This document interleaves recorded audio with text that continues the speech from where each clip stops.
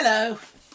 So today I just thought I'd give a few quick thoughts on the film Oppenheimer. I saw it on Sunday. Now, because it's a 15 rated film, we're gonna talk about some more grown-up topics because they're in the film. If you're under 18, show this video to your parents. And parents, you might want to watch this video on your own first before you show it to your children. Part 1. Presentation. Thing is, in terms of its presentation, I actually found it a bit boring.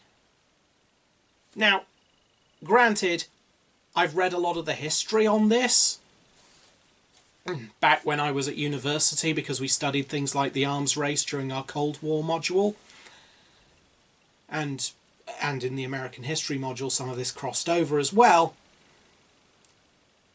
So yeah, maybe I was a bit more familiar than the average viewer, and to be quite frank, I mean, I'll cover this more detail when I'm talking about history, but the point is, it's a 3-hour-long film, and I've got a short attention span. Trying to keep focused for more than 2 hours is something I really struggle with.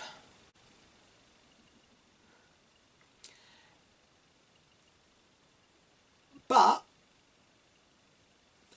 for other people, I'm sure that might be okay. And, you know, there is at least a lot of stimulation, as it were. Flashing imagery, you know, these sort of imagery montages. You'll see the lights as he's imagining the atoms and the stars and the stars. And I found the non-linear storytelling to be a bit... made it a bit more choppy, a bit more felt a bit like it was a bit harder to tell what was going on, and it felt like it was a bit unfocused. You know, chronologically, it starts when he's getting into Berkeley, he's setting up his labs, he's a well-respected physicist in his theoretical field, a theoretical physicist in his field. And it goes on. It talks about Los Alamos. Well, it talks about getting the atom bomb project going, his relations with the communists, and as I say, I'll cover that more when I'm talking about the history. The issues with Los Alamos. Then it goes into his questions about the hydrogen bomb, you know, and the fact that he didn't want to be part of the program. His fall from grace, as it were, when his security clearance ends up being revoked and then his appeal fails. And then the man that the film places as the one responsible, or the leading one responsible, Strauss, failing to get his cabinet appointment after the scientists come in and tell everyone, you know, what he did to Oppenheimer. Jumped around, but for me, it often jumped around a lot, and those montagey images stuff and the visions of his mind and the mind visions, you know, it all felt a little bit much and a bit hard to concentrate on.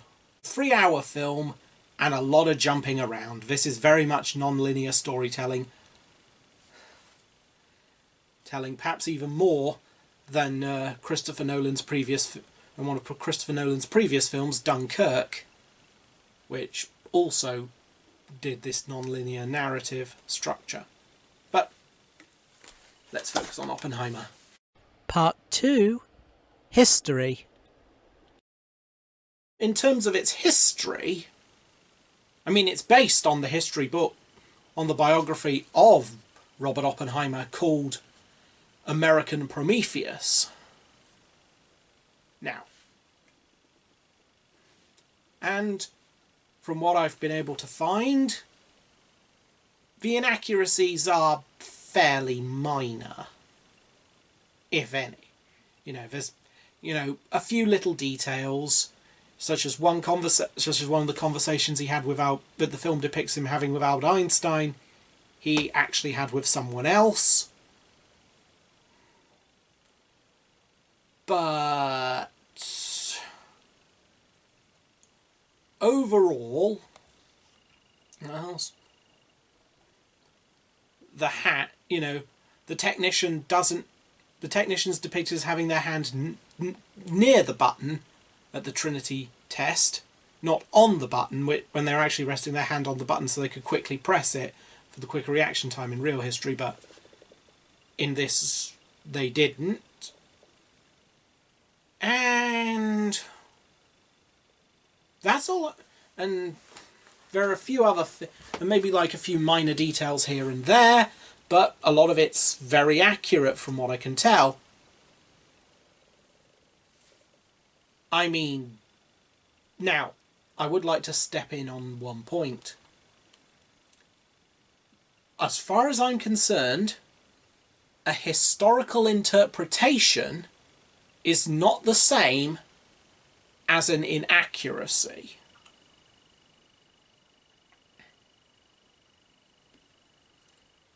That is, a film is perfectly entitled to look at the evidence and portray their view based on that evidence. As long as the evidence is factual, then just like any historian, a film is entitled to take that interpretation. I mean, yes, I've read other interpretations as to why Oppenheimer's clearance wasn't granted, or what, as in when it was revoked, why his appeal wasn't granted. But the film plays into this idea of Oppenheimer's relationship with Strauss being the big driving force, but there'll be other historians who question how much Strauss's influence was present. Others, questions about whether his womanizing might have made him vulnerable to pillow talk, which in the 1950s and the moral panic, they were quite worried about. Other interpretations have talked about systemic anti-Semitism. But, historians will look at the evidence, come to different conclusions, and that's fine for a film to go with. A film wants to go with their own interpretation of the facts. Go ahead.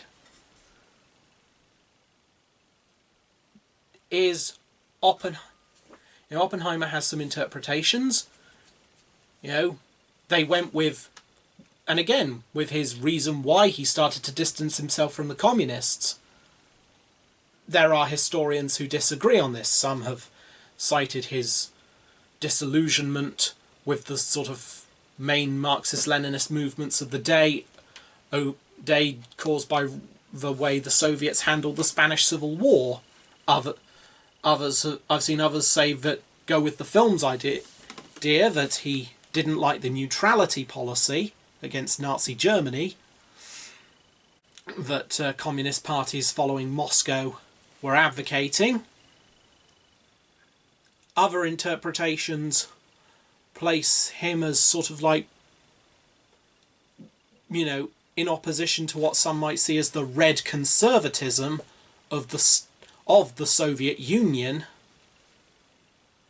But, these are historical interpretations. And a film is fully entitled to choose what historical interpretation they make of the evidence. Base it on the evidence, and, you know, if there's room for interpretation, go for it. That's fine. Part 3. Nuclear Politics. Well, you see, the film talks about the atom bomb. Unsurprisingly, really, given Oppenheimer being the guy who is credited with being the father of the atom bomb. But it's portrayed as a complex issue. Especially as scientists moved, as the war moved on, and Germany had surrendered before a prototype, before the atom bomb was ready. Eddie, a lot of the scientists who'd originally been ready to use, who'd been originally more enthusiastic about the project, thinking, well, you know, a lot of us have fled Germany and Axis-occupied Europe for various reasons. Yeah, we'd much rather the Allies had an atom bomb before the Axis do. But now we're like, Germany's surrendered. The Japanese are holding out, but it's only a matter of time before they surrender, surely. And then the complex debate is shown in the film. Some, you know, people arguing that actually no, the atom bomb is still necessary for Japan, because Japan won't surrender, and a land invasion, or Operation Downfall as it was known, was predicted to be even more deadly than the nuclear option. You know, one statistic I saw that, you know, back in the 2010s, I think I saw this, was that all the Purple Hearts, i.e. medals for wounded personnel that they'd made for Operation Downfall, in anticipation of how many people would be wounded, they still, in the 2010s, hadn't used all of them. Some were thinking, actually no, the war will save more lives, American and Japanese, if we use the nukes to get Japan to surrender. And others, and the film also shows others oppose this idea. Yeah, thinking that Japan will, you know, that Japan will surrender, or that these aren't necessary. What one might call revisionist history has been placed more emphasis highlighting the Soviet invasion of Manchuria as the main cause of Japan's surrender at the end of the war, rather than the atomic bombs. And indeed, more people died in the firebombing raids on Tokyo, than they did when Hiroshima and Nagasaki were nuked. But I'll give the film a lot of credit here. These are portrayed as complicated issues, ones that a lot of scientists don't feel in the film that they can. Some of the scientists don't feel they can handle.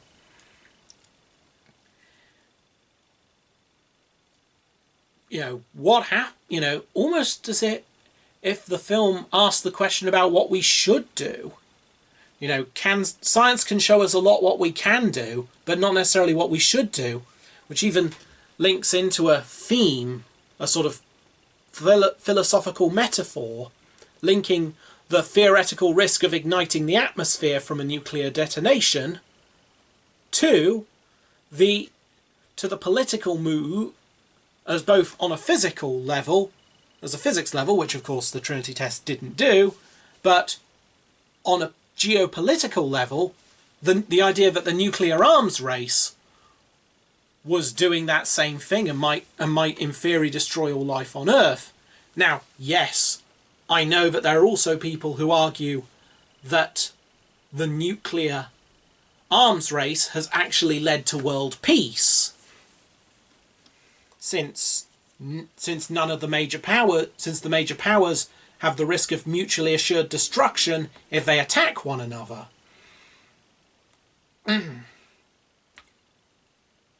But this is just but that's the point. It's conjecture. And I don't think the film would be particularly objecting to someone who saw the nuclear arms race as a cause of world peace, but more sort of like, okay, maybe they might respectfully disagree or even agree to some degree, but it would be one of the things that the film's ready to have an intellectual discussion with you. But now, there's something else we got to discuss. The thing that probably made this film a bit of a 15. Part 4. Sex. One of the themes in the film is sex. And nudity. And there is sex and there is nudity in this film. The real life Robert Oppenheimer, from what I could tell, was something of a womanizer. Yeah. And the film explores his affair, which becomes extramarital, is, in this sense, on Oppenheimer's relationship with Jean Tatlock. I have seen people say that this was basically a cynical ploy to get people on seats. You know, show a bit of boob and bums will go onto the seats of your arts film. I disagree. Firstly, because there are studies showing that men aren't as interested in ogling women as they used to be. Two, not much was made of the sex in the advertising for this film. And three, to an extent there is historical accuracy to it. You know? Now, whether she really got him to read out the passage saying, "I have become death, the destroyer of worlds," in order to try and help her get off, is not known as far as I can tell. And I'll be honest with you, while I think some critics went too far, I do think that it got a little bit gratuitous. You know, now there are elements on their own that are probably fine. You know, you see him having sex with Jean Tatlock. Fine. You see them meeting up and having had sex. They're sitting with each other, naked. She's there on screen. Boobs fully visible to the audience as she's chatting to Robert about it. Now, some people like boobs. Some people don't. And, well, thing is, there is a context to it. Partly because Jean Tatlock, from what I can tell, was struggling somewhat with her identity. Based on three things. First, she identified as a woman. Second, she had at least what at the time might have been considered a more masculine gender presentation, which the film alludes to with the idea that she doesn't like receiving flowers. And three, she's attracted to women, and she finds these very hard to reconcile because in her mind, women, you know, lesbians are feminine, but she's masculine. And now, I know that there have been some who speculated that Jean Tatlock might have been non-binary, might have been a transgender man. But as far as I can tell, none of those ideas came from her. And she always seemed to identify as female, from what I've read. But I'm not an expert in this, so either way. Point is, and so part of the reason she was with Oppenheimer, she's with Oppenheimer in that sense, was in this trying to like sort of like think to herself, no, I'm not a lesbian kind of thing. Trying to, or that's at least one interpretation, whether they had genuine affection for one another and the sex was just a part of that affection is another theory. As I say, films are entitled to go with interpretations. How? Yes. But there is the one point where I do think it started to get a bit gratuitous. Because the different elements on their own that are very sexual, they were fine. You see them having sex. Fine. You see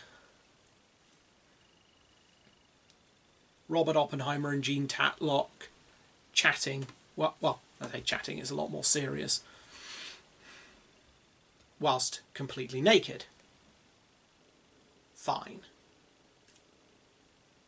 However, I would say that when he's under the inquiry about it, because she was connected to the Communist Party of the United States,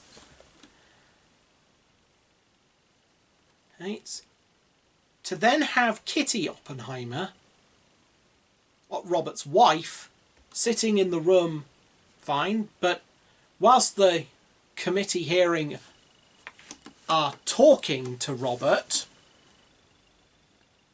about his relationship with her, you as the audience seeing his wife, imagining him sitting there with no clothes on, and Jean Tatlock with no clothes on, humping him whilst they're asking those questions. To my mind, once you've seen Oppenheimer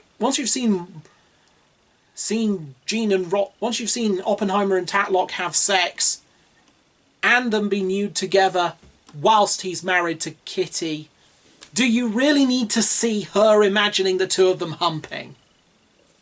Part 5. Storytelling.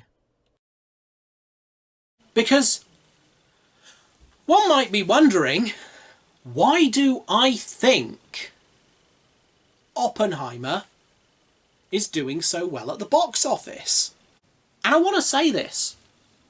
I actually think it is political. It discussing the issue of nuclear weapons and nuclear proliferation. But I also think it respects the audience while it does it. It's almost like a film that says, okay, here's our view on Robert Oppenheimer. Here's our view on nuclear proliferation. We can talk about it if you disagree, but we're going to present our view, and we're not going to make out like we're wrong, like we're right, you're wrong. And I think part of that is also the fact that Oppenheimer himself is not portrayed as this perfect genius. You know, the genius that only the backwards fuddy-duddy officialdom and people so wrapped up in their old views and or dogma can't see the brilliance of his vision. Partly because in a lot of ways, Robert Oppenheimer, as the film, especially as the film goes on, finds himself lacking a vision. In a way, it's kind of the reverse. Everyone can see where he's going when it comes to building an atom bomb. Then it's like, and then he's struggling to see, yeah, but where do we go from here? Maybe he felt guilty about what happened to the people in Hiroshima and Nagasaki. And I apologise if I'm butchering the pronunciation. I've never studied Japanese. He does struggle with a lot of these, with a lot of the power he's created, and the question of, can a what is the role of a scientist in politics? And I'm not saying that the film just doesn't give an answer, but it's saying, okay, we got some ideas flowing here. Anyone want to contribute? Who wants to chip in? I actually feel that the film, and it doesn't, as I say, it doesn't follow that cliche, the Hollywood cliche of the genius whose vision was just ignored until it could be until by his will alone he could prove it. But no, they didn't. You know, in a lot of ways, Oppenheimer himself is his biggest. In some ways, Oppenheimer is his own biggest critic, and his own downfall. The way, you could see that he sort of gets involved in the limelight while not really entirely sure what to do with it. In some ways, he might be happier just teaching and exploring physics in a matter that no one ever needs to know about, as they allude to at the beginning with the black hole stuff. But anyway, point is, I do feel that Oppenheimer respects the audience.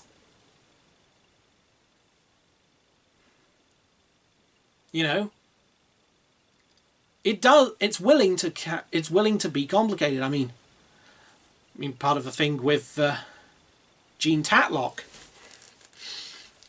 it doesn't. It doesn't spell it out that she was struggling with her lesbianism or seeing herself as a lesbian. Robert Oppenheimer at one point says, we both know I'm not what you want. Kind of a subtle hit, a bit of a subtle hint and all that. But you're never thinking throughout this entire film, he's doing the right thing. In fact, you might well feel that in some respects he is a bit selfish, he is a bit egotistical, and that he has flaws, and that, that speech he makes about the usefulness of isotopes and beer bottles and sandwiches, which is seen as the sort of which the film portrays as the breaking point in the relationship between him and Strauss. It does, you often might feel, that is just kind of mean. And maybe he isn't always right. You get that impression that even though he's our POV protagonist, he doesn't always have to be right. Anyway, I've warbled on long enough, and if you want to see the film, go ahead, and hope this helped. I hope you have a nice film time if you do, and whether you liked Oppenheimer or not, whether you've seen it, whether you're going to see it or not, it was lovely having you here.